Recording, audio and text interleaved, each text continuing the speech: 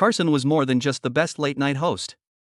Carson's personal life was hidden behind the studio lights and the laughter of his audience. It was full of secret loves, discreet relationships, and a carefully guarded world that not many people ever saw. In a time when there were strict rules about the difference between public image and private truth, Hollywood's strong systems worked hard to keep its stars hidden, and Carson's relationships were kept secret for decades. These are the stories of the wonderful women who dated Johnny Carson behind his back. We now know the reason why. You can't miss this story. Let's begin. 1960s and 1970s, the culture landscape. When Johnny Carson took over The Tonight Show in 1962, he became famous all over the country. At the time, America was about to go through a huge change. The post-war boom had made a generation of Americans hungry for entertainment, and TV quickly became the center of culture. At the end of the decade, it wasn't the movies or the radio that shaped everyone's mind. It was the bright box in the living room, and Carson's smooth baritone voice and quick wit filled the air. People all over the world knew TV stars back then, but what they showed on TV wasn't the whole story. People expected them to be good, successful, and stable in society. This made people feel better in a world that was dealing with the Cold War, civil rights movements, and rising tensions in Vietnam. Carson was a great choice for this part because of his clean-cut style and Midwestern charm. His late-night friend was America. You could count on him to make you laugh without hurting your feelings. He sometimes told sneaky jokes, but they were never mean. He was classy, but he never seemed sexy. But Carson's private life was full of flaws, even though she seemed perfect on the outside. In the 1960s and 1970s, Hollywood was based on an unspoken rule of silence and a culture of mutual protection. Scandals were handled but not made public. In the business world, rumors of extramarital affairs, drug use, and other personal flaws were common, but they rarely made it to print. This choice of caution was a smart business move. It was important for studios, sponsors, and networks that made money off of stars like Carson that those names didn't get harmed. There was already tabloid news, but it wasn't the relentless machine it would become in the 1980s and 1990s. Some reporters, like Ron Galella, would wait outside of places or follow famous people around New York and Los Angeles, but most wouldn't go too far. They knew when to hide a story. PR people knew how to get access in exchange for keeping quiet. Frank Sinatra, Carson's friend and fellow performer, once said, "The press is like a pack of dogs. If you give them something tasty, they'll stay away." So the bones were thrown. Advice on. There were lesser-known stars, stories that took the focus off of the scandals, and carefully planned stories that kept the real scandals hidden. The fact that guys mostly ran the entertainment business was closely linked to this culture of secrecy. In every way, it was a boys' club.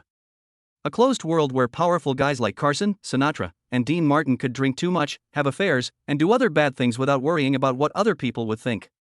Women, on the other hand, were told to keep quiet or else they could be called troublemakers or even worse. Angie Dickinson, an actress who was said to have had an affair with Carson in the late 1960s or early 1970s, knew how to get around this dangerous area because they knew that being discreet was the price of getting into the inner rings of fame. Dickinson herself told a reporter that Hollywood isn't real. Everybody has a part to play. And the part you play behind closed doors may be different from the part you play in public. Even though she never stated in public that she was dating Carson, the whispers were there, going around at private parties in Bel Air and saying that Carson was killed by waitstaff at fancy restaurants like Chasen's or the Daisy on Rodeo Drive, where she was known to host events. The changes in culture during that time made the tension between stars' public and private selves even stronger. Many people wanted to break free from the restrictions of the 1950s during this time, which was known as the sexual revolution. They were questioning the old moral codes. Books like The Feminine Mystique, 1963, The Rise of the Counterculture, and The Spread of Birth Control made it easier for people to talk about sex and relationships in a more open way. But this openness was not always broad. Stars like Carson, whose viewers came from all over Middle America, had to be very careful as the sands changed. They could hint that they were hip enough to keep younger viewers interested, but they couldn't risk turning off the older, more traditional viewers who watched every night. So even though the country was changing, Carson's on-air image stayed safe, non-political, non-threatening, and always clean. This balancing act was easier because there weren't as many annoying reporters around. Photographers might have set up shop in hotspots like the Polo Lounge or the Troubadour, but they didn't have the technology or journalistic freedom to look into stars' personal lives on a large scale like they do now. There wasn't TMZ or a press cycle that needed new material 24 hours a day, 7 days a week. There were stories that did get out. They didn't happen very often, like when Elizabeth Taylor had an affair with Richard Burton while making Cleopatra in 1962. They broke a lot because no one could ignore them. People like Carson try to project a more private and controlled image. The system of discretion worked perfectly for him, keeping his personal problems and relationships out of the news. Even Carson's closest friends and family often looked out for him, sometimes out of respect. Sometimes because they are scared. Carson's longtime friend and partner, Ed McMahon, often said that Carson was a complicated person who could be friendly and kind one minute and cold and moody the next. He wrote in his 2005 autobiography, Here's Johnny, that Johnny was a private person. Even to those of us who knew him well, he didn't share some parts of his life. The full picture of Carson's personal life didn't start to come together until a long time later, when the media environment was broken up and the old rules of fame began to fall apart.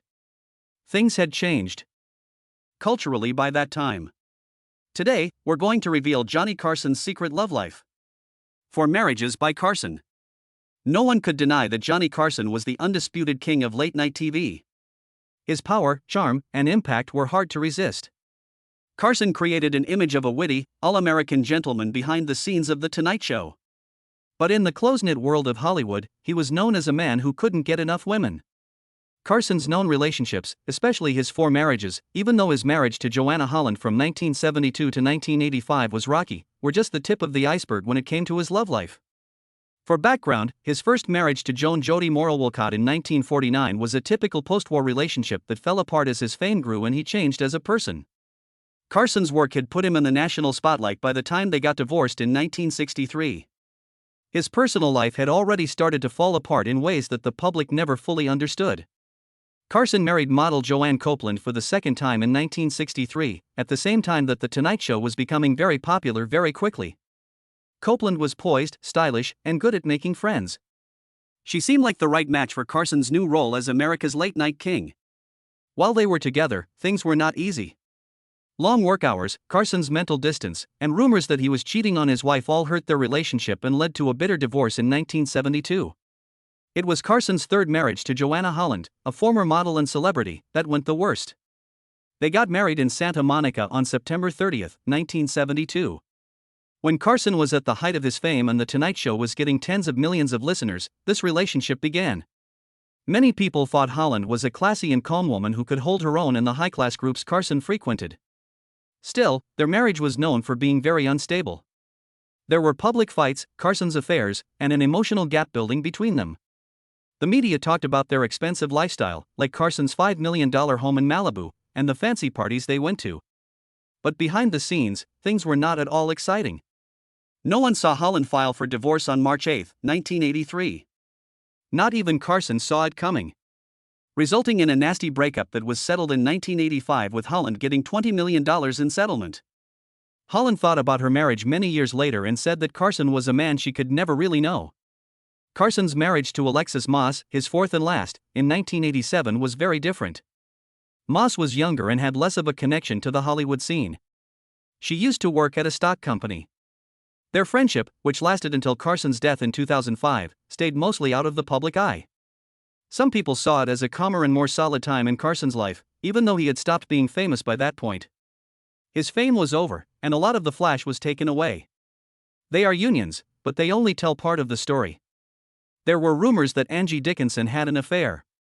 Between the late 1960s and early 1970s, Angie Dickinson became known as one of Hollywood's most beautiful leading women. She became a sex symbol after her big break in Howard Hawks' Rio Bravo, where she played Feathers opposite John Wayne. People first saw her in Policewoman, where she played the tough and street-smart Sergeant Pepper Anderson. Dickinson had more to her than just good looks. She showed how the role of women in media is changing. A star who could look both sensual and strong.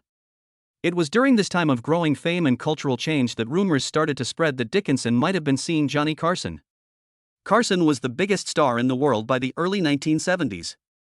Johnny Carson's Tonight Show often had over 15 million watchers each night, which is a huge number in any time period. He was the clear king of late-night TV, and his friendly, well-groomed appearance, charming but quiet, funny but never too risque, made him a mainstay in American living rooms. Even so, there was a man whose personal life was much more difficult than that. Carson had been married 3 times by the mid-1970s. He was known in the business for having an explosive personality and a weakness for beautiful women. The rumor that Carson and Dickinson had an affair is one of those Hollywood stories that got passed around in the backrooms of Bel Air homes and among waitstaff at the Daisy or the Polo Lounge but never made it to print. The timing lines up in a very tempting way.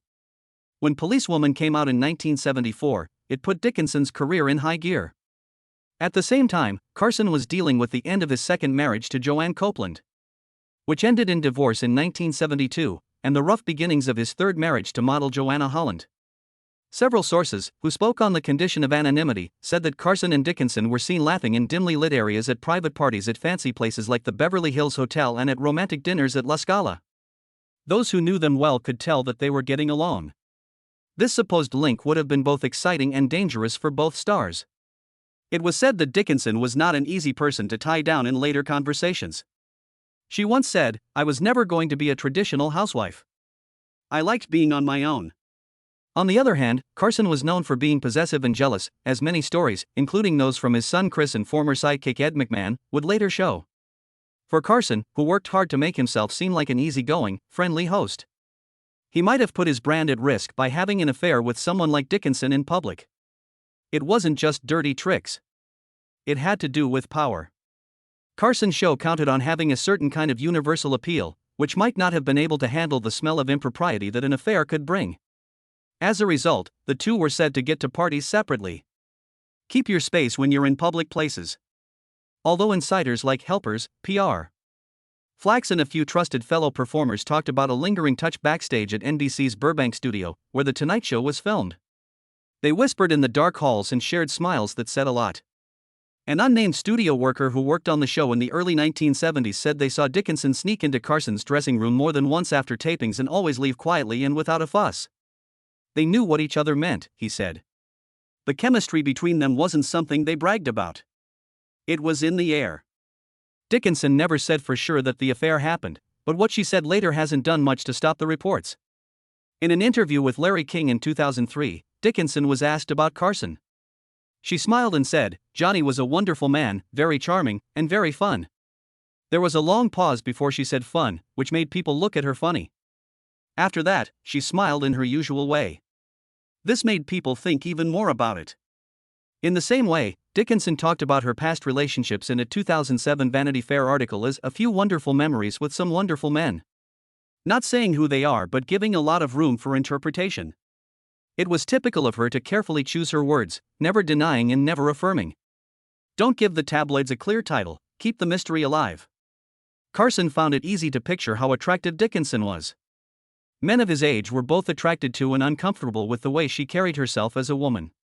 She is smart, sure of herself, and completely in charge of how people see her. Still, there was a real risk of being exposed. And because he was so protective of his private life, any sign of wrongdoing could have put his wife and entire empire at risk. The fact that Carson is known for being very private is well known. Johnny had walls, big walls, Ed McMahon wrote one time. You were out if you crossed them. He was also careful in his love life. Carson gave in to his wants behind the scenes, but he knew what was at stake. The fact that this alleged affair is still talked about today, decades later, may be the most telling thing about it. In the 1970s, if this kind of story got out, it would have been a scandal that could have cost Carson and Dickinson their careers. Even though the sexual revolution and the rise of countercultural forces were changing the media at the time, there was still a veneer of moral conservatism.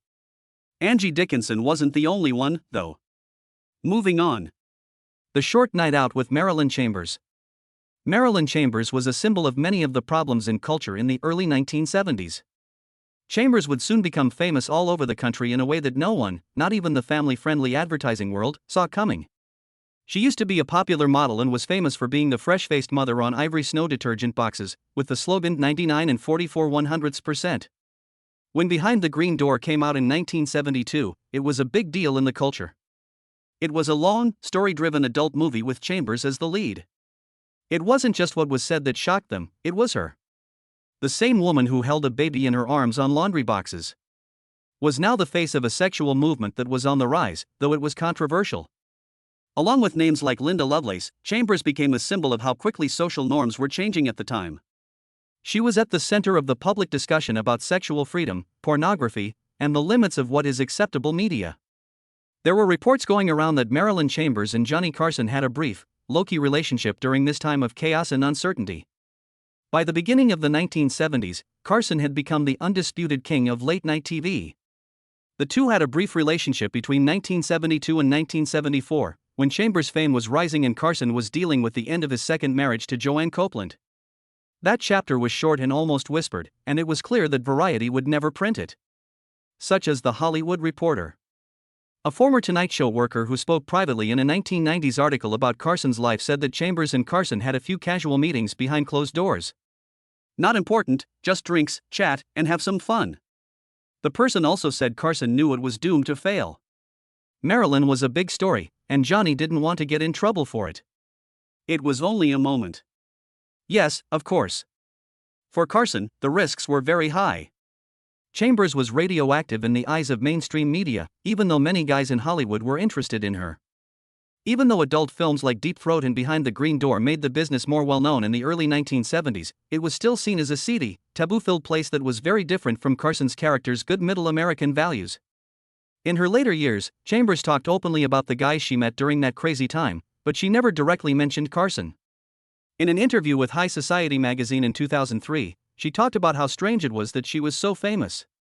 She said that some famous guys had tried to get in touch with her during those years, but they didn't want everyone to know. Her words could have just as easily been used to describe Carson's mood. He was drawn to Chambers' raw, unrestrained energy but didn't want to let that world seep into his carefully curated public image. At the time, the way people lived their lives made such a fling both exciting and risky. The movement for sexual freedom was well underway.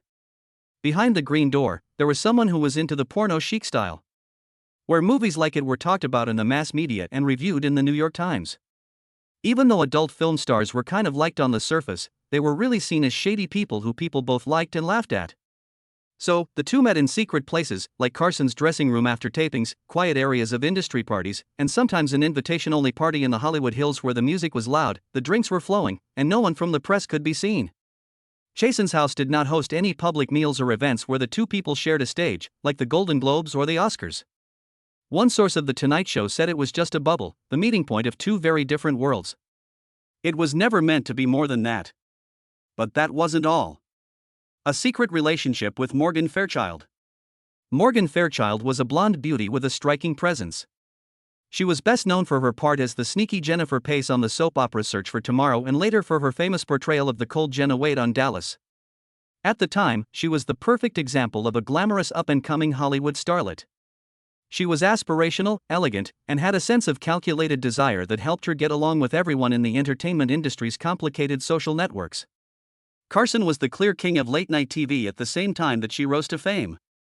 There were rumors in the business world that Fairchild and Carson might have something to do with each other as she started to appear on the show more often and go to events with famous people where Carson often hosted. These events, like Carson's private gatherings in Malibu, the Polo Lounge at the Beverly Hills Hotel, and industry events like the Television Academy Galas, were where powerful people met, flirted, and sometimes made secret connections. Later, people who knew Carson at the time said that there was a strong electric field between him and Fairchild. In the mid-1970s, someone who worked on the production floor of The Tonight Show said they saw Fairchild backstage more than once and noticed that Carson's mood would change when she was there. He'd get this twinkle in his eye, making him look a little more interested than normal.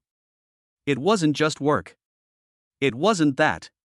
During that time, comic David Brenner was also a guest on The Tonight Show. He once joked, off mic and in private, that Carson liked pretty blondes who could hold their own at the table. Fairchild has never talked about these rumors in public in more depth. But in comments over the years, she has said that getting by in Hollywood, which is mostly male-dominated, often meant building strategic relationships and taking part in the social games that went along with it. Fairchild gave a vague interview to People in 1995 about what it was like to be a young actor in the 1970s. She said that the world was for men. You learned how to stay in the game, deal with attention, and block things you didn't want. For Carson, a relationship with Fairchild, even if it was short or just a romance, would have fit with how his life was going at the time. In the 1970s, he was married to Joanna Holland, but their marriage was known to be very troubled.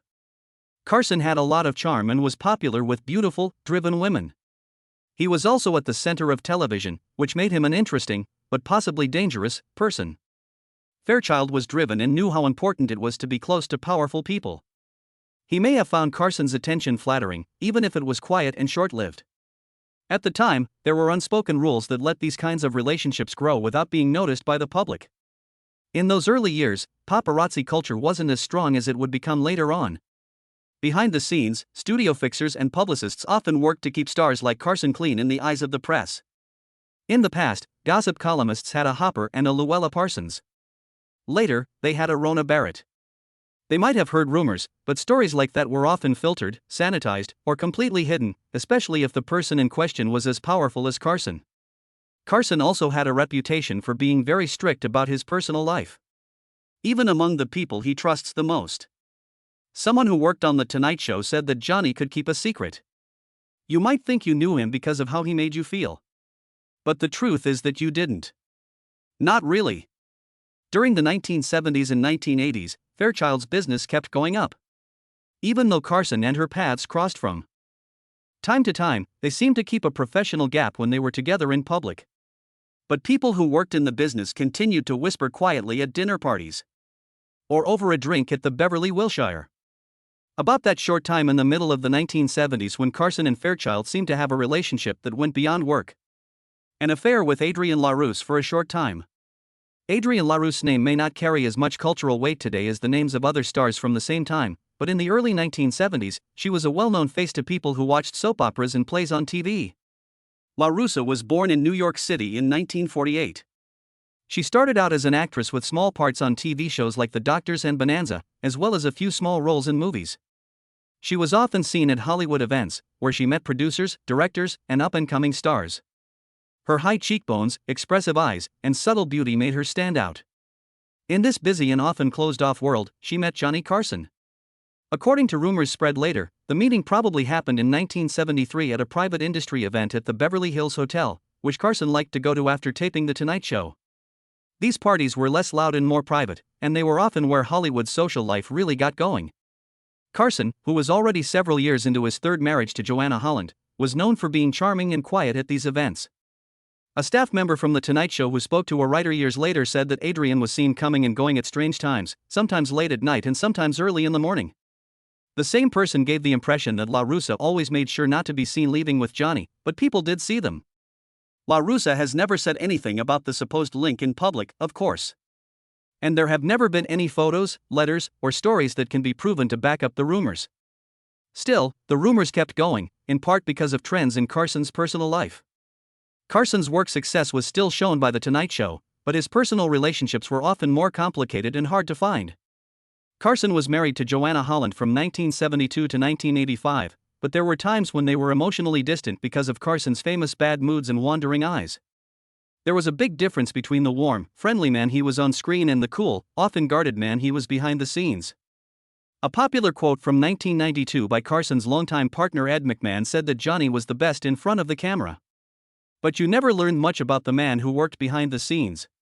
He went from being warm to being as cold as ice in an instant. The unhealthy way Carson's relationships deal with power. The unequal balance of power was a recurring theme in both rumors and real-life relationships involving Carson. Carson had every card in the deck. He was in charge of late-night success.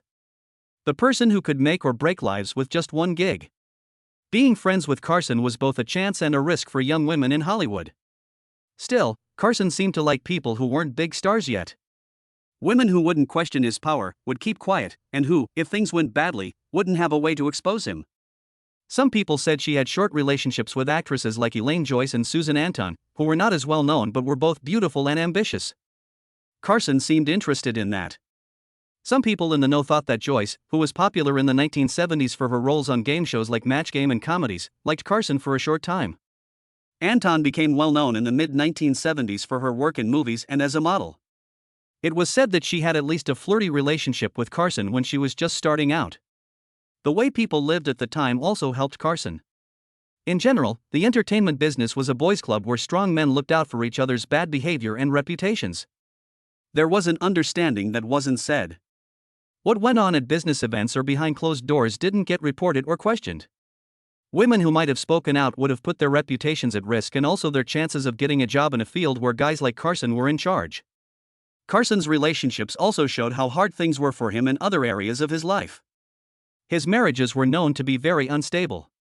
Before they got divorced in 1972, his second wife, Joanne Copeland, said she was neglected and abused emotionally for years. That was also the year he married Joanna Holland for the third time. On the surface, it looked steady, but people who were close to Carson said he was distant and prone to sudden outbursts. Carson's friend and fellow comic Dick Cavett once said, "Johnny could charm a crowd of millions, but he had a hard time sitting in a room with someone one-on-one. Men like him are tricky, they need love but don't know how to give it." Carson was protected by this system because he was America's late-night king and had a lot of power.